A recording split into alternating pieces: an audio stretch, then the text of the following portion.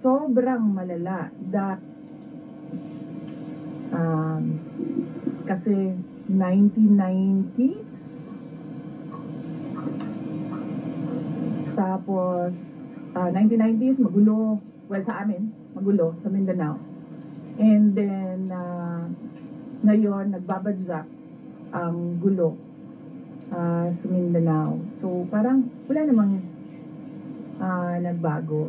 So malala, sobrang malala, dahil kung nakakausap mo yung mga tao na arawan yung kanilang sweldo, yung pera nila hindi na talaga sapat para sa pagkain, para sa kuryente, para sa bahay, para sa tubig, para sa pag-aaral ng kanilang mga anak.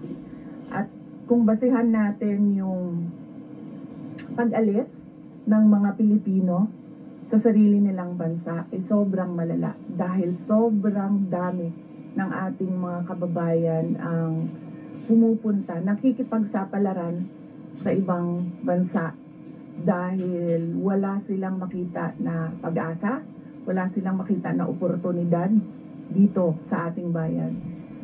Kaya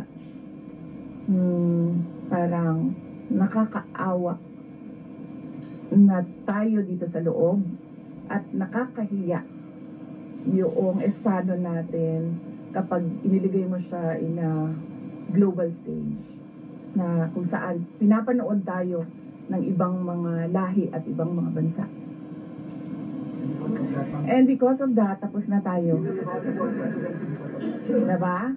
Maraming salamat sa oras ninyo. Magandang umaga.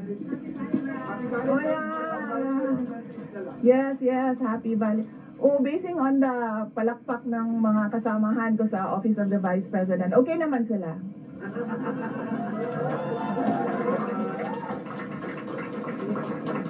At mga Lenny supporters pa yan, ha? Tignan mo, pero pumapalakpak sila sa akin. No, ano ba? May kaulugan po yan.